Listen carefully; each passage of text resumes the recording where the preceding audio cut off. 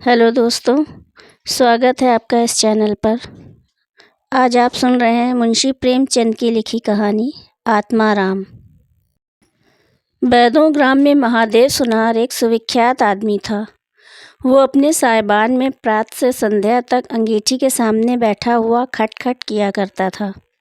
ये लगातार ध्वनि सुनने के लोग इतने अभ्यस्त हो गए कि जब किसी कारण से वो बंद हो जाती तो जान पड़ता था कोई चीज़ गायब हो गई है।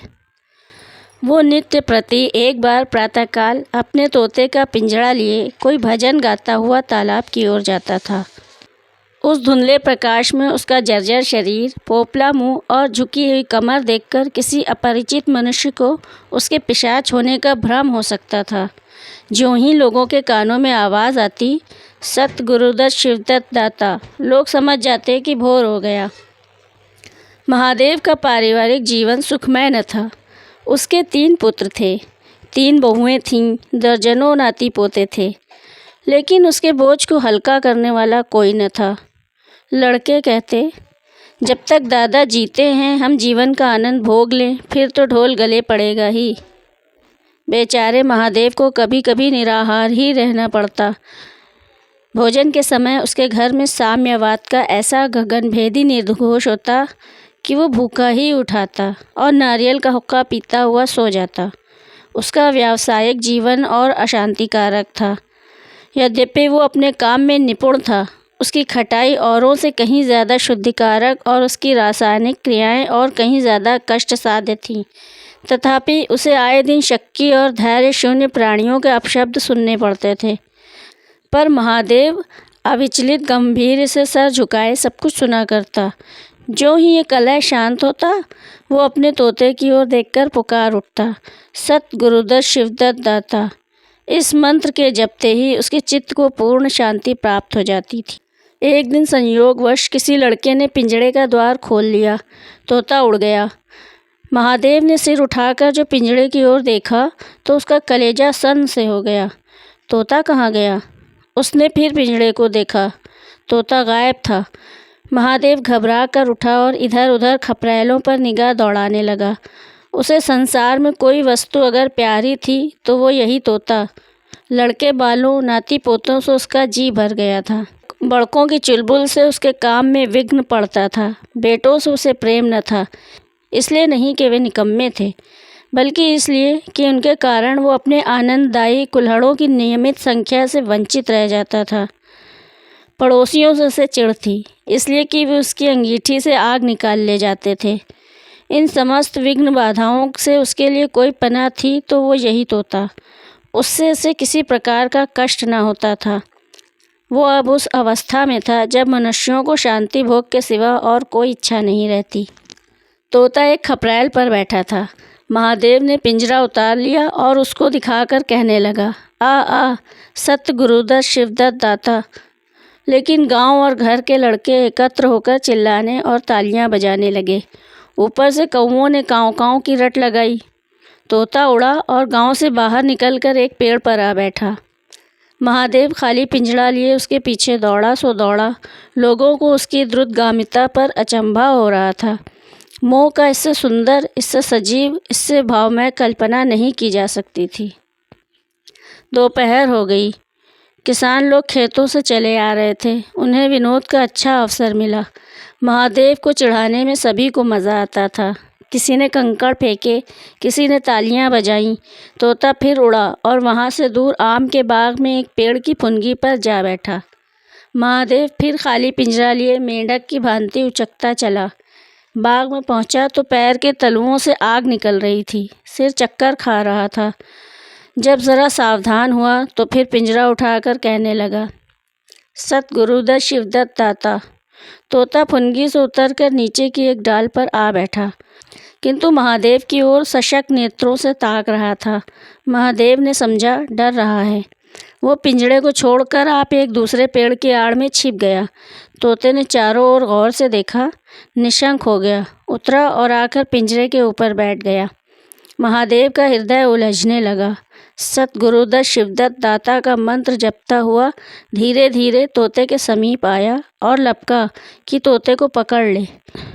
किंतु तोता हाथ ना आया, फिर पेड़ पर जा बैठा। शाम तक यही हाल रहा। तोता कभी इस डाल पर जाता, कभी उस डाल पर, कभी पिंजड़े पर आ बैठता, कभी पिंजड़े के द्वार पर बैठ अपने दाना पानी की प्यालियों को देखता और फिर उड़ जाता। बुढ़ा अगर मूर्तिमान मोह था तो तोता मूर्तिमयी माया। यहाँ तक कि शाम हो गई। माया और मोह का ये संग्राम अंधकार में विलीन हो गया। रात हो गई, चारों ओर निविड़ अंधकार छा गया। तोता न जाने पत्तों में कहाँ छिपा बैठा था। महादेव जानता था कि रात को तोता कहीं उड़कर नहीं जा सकता और ना ही पिंजड़े में आ सकता है। फिर भी वो उस जगह से हिलने का नाम न लेता था। आज उसने दिन भर कुछ नहीं खाया। रात के भोजन का समय भी निकल गया। पानी की एक बूंद भी उसके कंठ में ना गई। लेकिन उसे न भूख थी न प्यास। तोते के बिना उसे अपना जीवन निस्सार, शुष्क और सूना जान पड़ता था। वो दिन रात काम करता था, इसलिए कि ये उसके जीवन की अंतः प्रेरणा थी, और काम इसलिए करता था कि आदत थी। इन कामों में उसे अपनी सजीवता का लेशमात्र भी ज्ञान न होता था। तोता ही वो वस्तु था जो उसे चेतना को याद दिलाता था। उसका हाथ से जाना जीव का देह त्याग करना था। महादेव दिन भर का भूखा प्यासा, थका मांदा रह रहकर झपकियाँ ले लेता था, किंतु एक क्षण में फिर चौंक कर आंखें खोल देता और उस विस्तृत अंधकार में उसकी आवाज़ सुनाई देती, सत गुरुदत्त शिवदत्त दाता। आधी रात गुजर गई थी। सहसा वो कोई आहट पाकर चौंका। देखा, एक दूसरे वृक्ष के नीचे एक धुंधला दीपक जल रहा है और कई आदमी बैठे हुए आपस में कुछ बातें कर रहे हैं। वे सब चिलम पी रहे थे। तंबाकू की महक ने उसे अधीर कर दिया। उच्च स्वर में बोला, सतगुरुदत्त शिवदत्त दाता, और उन आदमियों की ओर चिलम पीने चला। किंतु जिस प्रकार बंदूक की आवाज़ सुनते ही हिरन भाग जाते हैं, उसी प्रकार उसे आते देख वे सब के सब उठकर भागे। कोई इधर गया, कोई उधर। महादेव चिल्लाने लगा, ठहरो ठहरो। एकाएक उसे ध्यान आ गया, ये सब चोर हैं। वो ज़ोर से चिल्ला उठा, चोर चोर, पकड़ो पकड़ो। चोरों ने पीछे फिरकर भी न देखा। महादेव दीपक के पास गया तो उसे एक कलसा रखा हुआ मिला। मोर्चे से काला हो रहा था। महादेव का हृदय उछलने लगा। उसने कलसे में हाथ डाला तो मोहरें थीं। उसने एक मोहर बाहर निकाली और दीपक के उजाले में देखा। हाँ, मोहरें थीं। उसने तुरंत कलसा उठा लिया, दीपक बुझा दिया और पेड़ के नीचे छिपकर बैठ रहा। साह से चोर बन गया। उसे फिर शंका हुई, ऐसा ना हो चोर लौट आएं और मुझे अकेला देखकर मोहरें छीन लें। उसने कुछ मोहरें कमर में बांधी और फिर एक सूखी लकड़ी से ज़मीन की मिट्टी हटाकर कई गड्ढे बनाए, उन्हें मोहरों से भरकर मिट्टी से ढक दिया। महादेव के अंतर्नेत्रों के सामने अब एक दूसरा ही जगत था, चिंताओं और कल्पनाओं से परिपूर्ण। यद्यपि अभी कोष के हाथ से निकल जाने का भय था, पर अभिलाषाओं ने अपना काम शुरू कर दिया। एक पक्का मकान बन गया, सर्राफे की एक भारी दुकान खुल गई, निज संबंधियों से फिर नाता जुड़ गया, विलास की सामग्रियां एकत्र हो गईं। सब तीर्थ यात्रा करने चले और वहां से लौटकर बड़े समारोह से यश ब्रह्मभोज हुआ।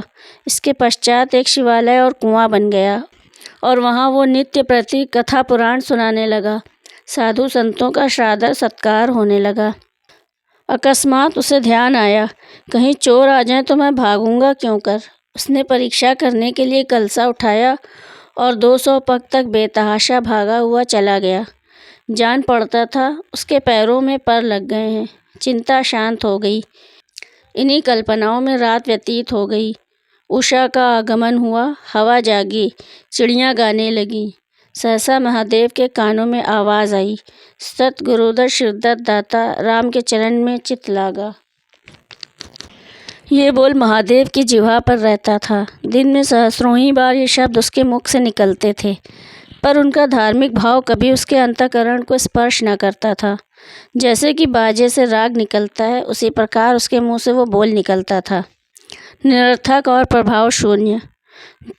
तब उसका हृदय रूपी वृक्ष पत्र पल्लव विहीन था। ये निर्मल वायु उसे गुंजारित न कर सकती थी, पर अब उस वृक्ष में कोपलें और शाखाएं निकल आई थीं। इस वायु प्रवाह से झूम उठा, गुंजित हो उठा। अरुणोदय का समय था। प्रकृति एक अनुरागमय प्रकाश में डूबी हुई थी। उसी समय तोता परों को जोड़े हुए ऊंची डाली से उतरा, जैसे आकाश से कोई तारा टूटे, और आकर पिंजरे में बैठ गया। महादेव प्रफुल्लित होकर दौड़ा और पिंजरे को उठाकर बोला, आओ आत्माराम, तुमने कष्ट तो बहुत दिया, पर मेरा जीवन भी सफल कर दिया। अब तुम्हें चांदी के पिंजरे में रखूँगा और सोने से मढ़ दूँगा। उसके रोम रोम से परमात्मा के गुणानुवाद की ध्वनि निकलने लगी। प्रभु, तुम कितने दयावान हो, ये तुम्हारा असीम वात्सल्य है। नहीं तो मुझ जैसा पापी पतित प्राणी कब इस कृपा के योग्य था। इन पवित्र भावों से उसकी आत्मा विह्वल हो गई। वो अनुरक्त होकर कह उठा, सतगुरुदत्त शिवदत्त दाता, राम के चरण में चित लागा।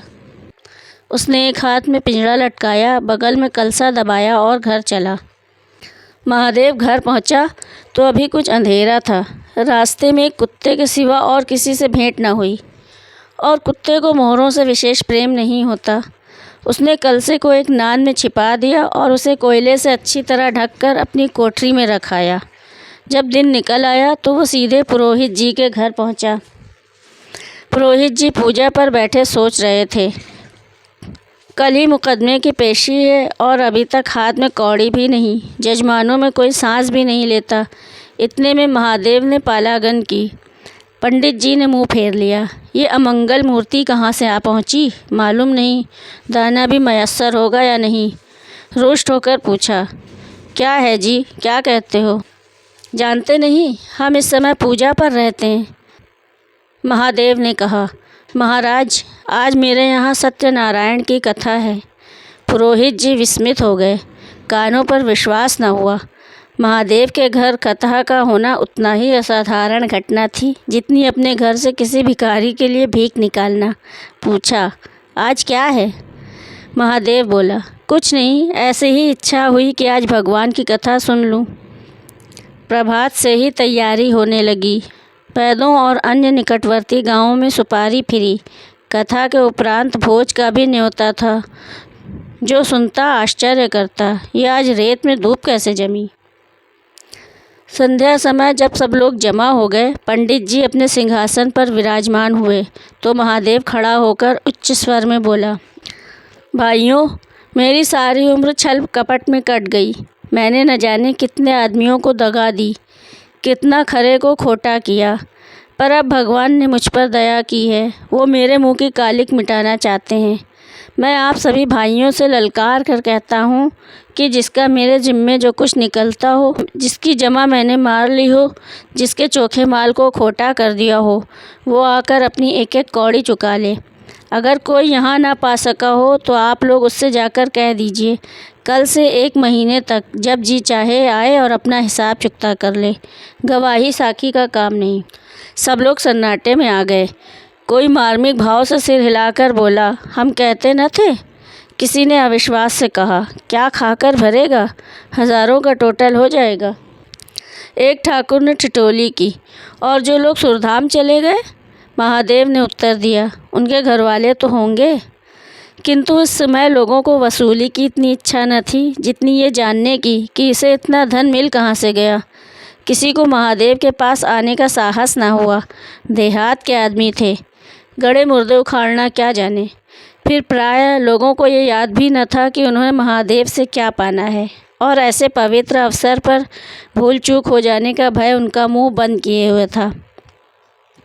सबसे बड़ी बात यह थी कि महादेव की साधुता ने उन्हें वशीभूत कर लिया था। अचानक पुरोहित जी बोले, तुम्हें याद है, मैंने एक कंठा बनाने के लिए सोना दिया था और तुमने कई माशे तौल में उड़ा दिए थे। महादेव, हाँ याद है। आपका कितना नुकसान हुआ होगा? पुरोहित, 50 से कम ना होगा। महादेव ने कमर से 2 मोहरें निकालीं और पुरोहित जी के सामने रख दी। पुरोहित की लोलुपता पर टीकाएं होने लगीं। ये बेईमानी है। बहुत हो तो 2-4 रुपए का नुकसान हुआ होगा। बेचारे से 50 ऐंठ लिए। नारायण का भी डर नहीं।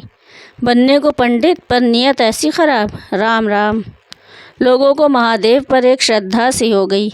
1 घंटा बीत गया, पर उन सहस्रों मनुष्यों में से एक भी न खड़ा हुआ। तब महादेव ने फिर कहा, मालूम होता है आप लोग अपना अपना हिसाब भूल गए हैं, इसलिए आज कथा होने दीजिए।